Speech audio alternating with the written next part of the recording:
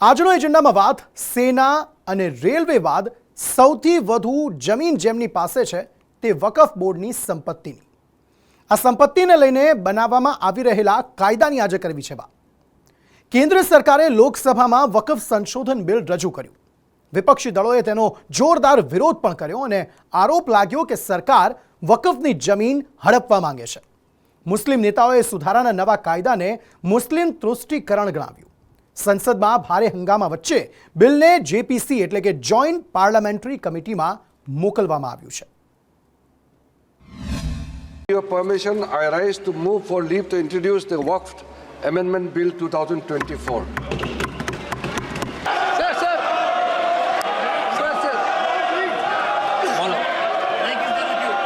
ये जो आप बिल ला रहे हैं, आप देश को बांटने का काम कर रहे हैं. चंद कट्टर समर्थकों के तुष्टीकरण के लिए ये बिल लाने का काम कर रही है. 29 વર્ષ જૂના વક્ફ કાયદામાં સંશોધનનું બિલ કેન્દ્રીય મંત્રી કિરણ રિજિજુએ લોકસભામાં રજૂ કર્યું તો એક સાથે વિપક્ષી દળોએ તમામ સવાલો ઉઠાવી દીધા, કેમ કે સરકાર વક્ફ કાનૂનમાં 40 જેટલા સંશોધન કરવાની છે.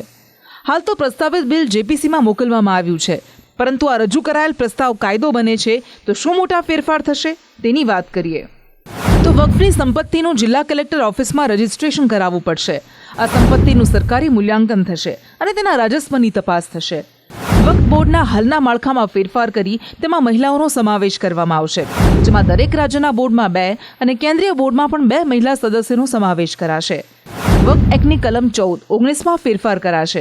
આ સાથે વક્ફ ટ્રિબ્યુનલમાં નિર્ણય પર હાઈકોર્ટમાં અપીલ કરવાની જોગવાઈ કરાશે. વિપક્ષી દળોને આ સંશોધન પર આપત્તિ છે. બધાનું રાજકારણ અલગ છે, પણ તેમના વિરોધના સૂર એક છે. આ સંશોધન મુસલમાન વિરોધી છે.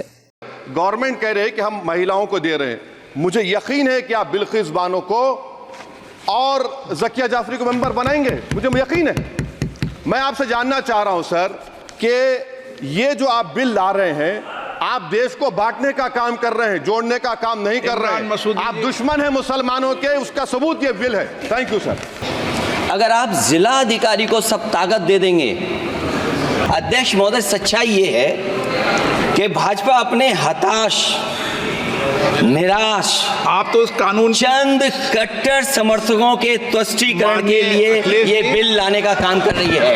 अखिलेश जी, વિપક્ષી દળોના સવાલ પર જ્યારે કેન્દ્રીય મંત્રીએ બોલવાનું શરૂ કર્યું તો તેમણે ગણાવ્યું કે 1995ના વક્ફમાં બદલાવ પાછળ મળેલા સૂચનો એ જ છે જે યુપીએ સરકાર દરમિયાન મળ્યા હતા.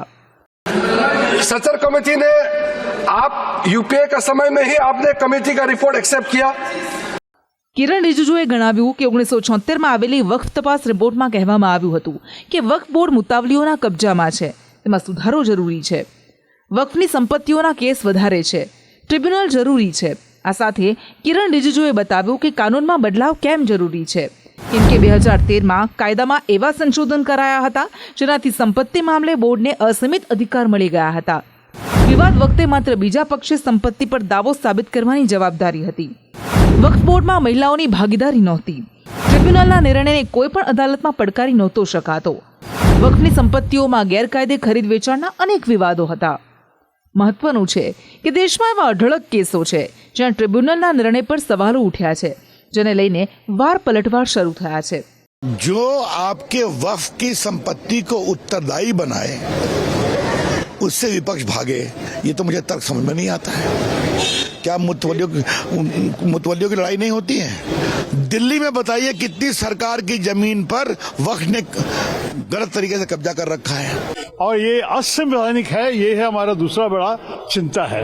तो इसलिए मेरे ख्याल में कमेटी के अंदर चर्चा होने दीजिए, फिर हम तय करें. एक pro good governance, pro transparency, pro women, pro participation, pro inclusivity और प्रो पुअर मुस्लिम कदम है.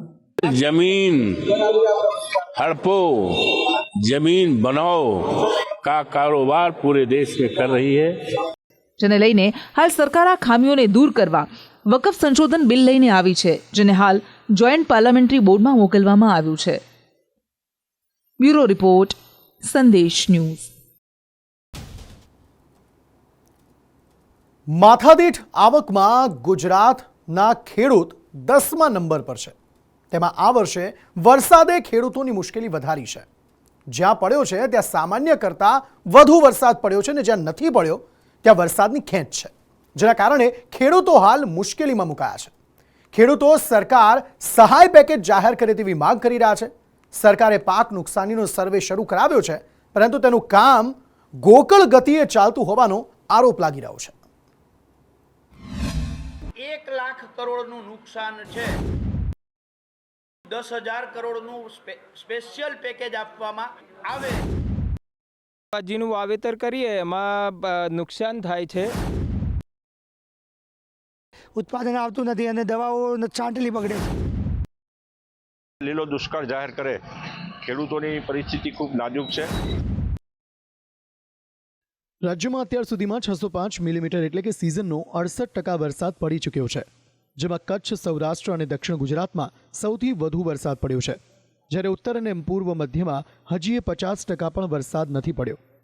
કચ્છમાં 86%, ઉત્તરમાં 51%, પૂર્વ અને મધ્યમાં 49%, સૌરાષ્ટ્રમાં 78%, તો દક્ષિણ ગુજરાતમાં 82% વરસાદ પડ્યો છે, જેમાં સૌરાષ્ટ્રના 3 જિલ્લા એવા છે કે જ્યાં અતિવૃષ્ટિનો માર પડ્યો છે.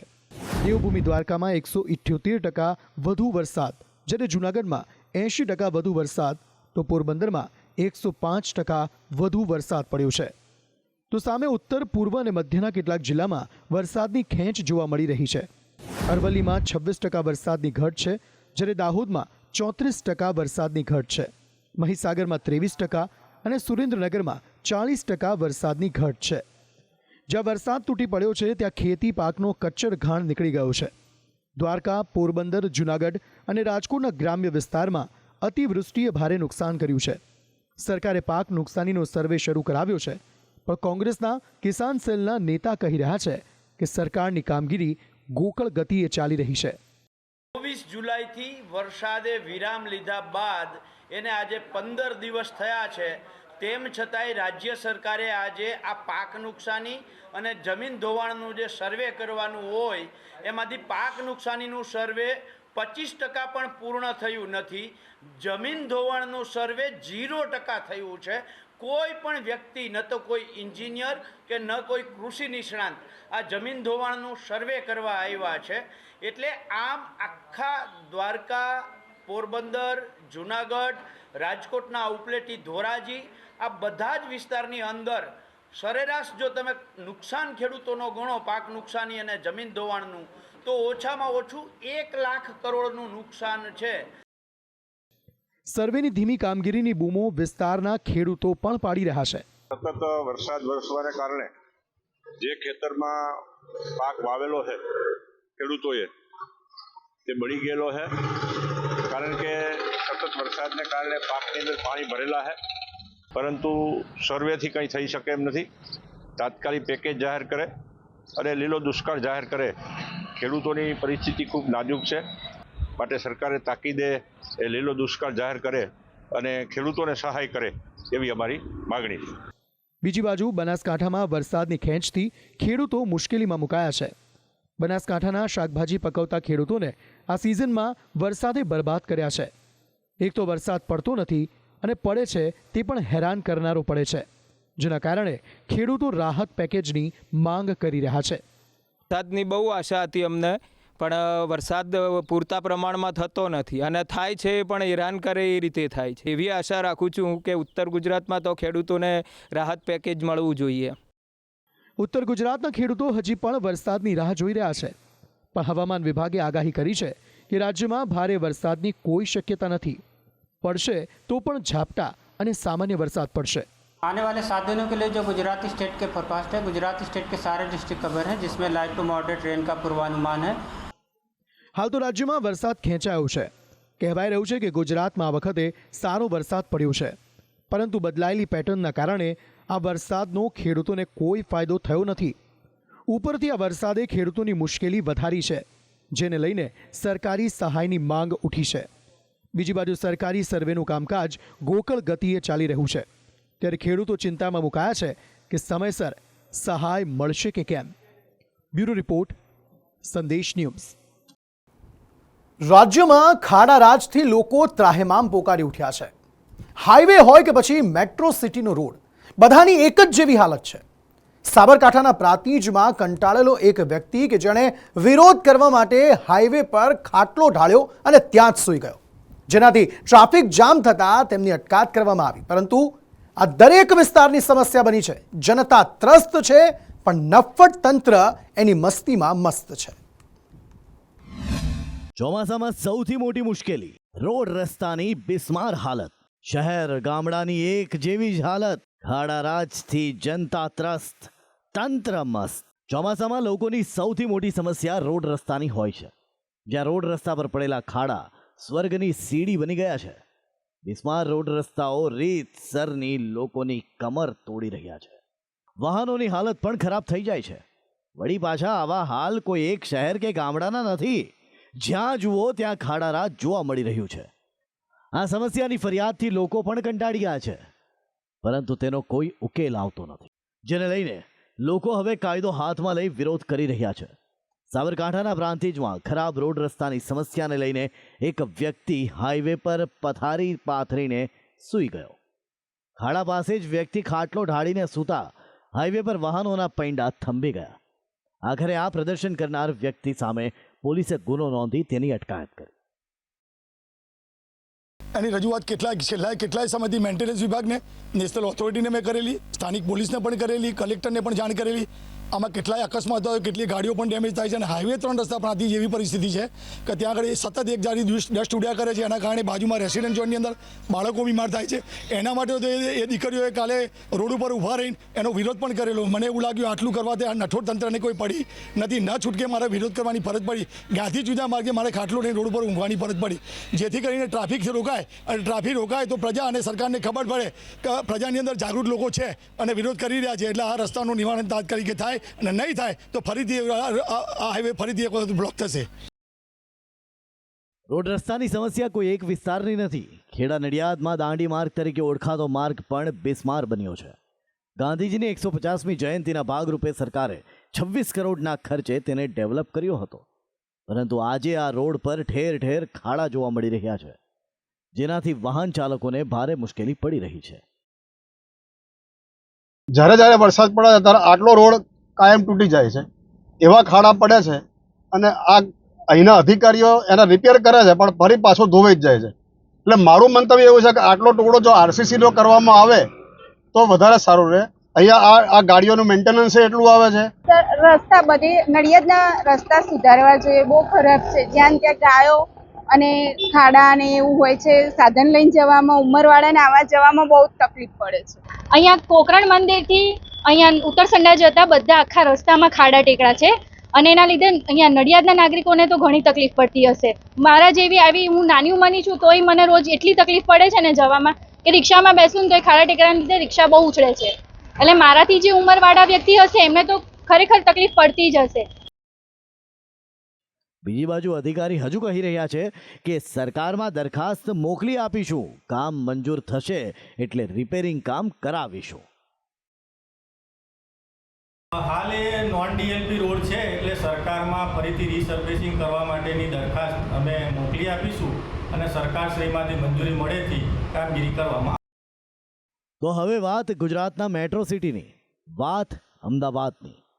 અમદાવાદના ગોદરેજ ગાર્ડન સિટી વિસ્તારમાં રોડની ખરાબ હાલતથી લોકો હેરાન પરેશાન થઈ ગયા છે. નવરંગ સ્કૂલ પાસે પણ રોડની ખરાબ હાલત હોવાથી વાલીઓને ભારે મુશ્કેલી પડી રહી છે. આખા વિસ્તારમાં 2-2 ફૂટ જેટલા ખાડા પડી જતા વાહન ચાલકોની હાલત ખરાબ બની છે.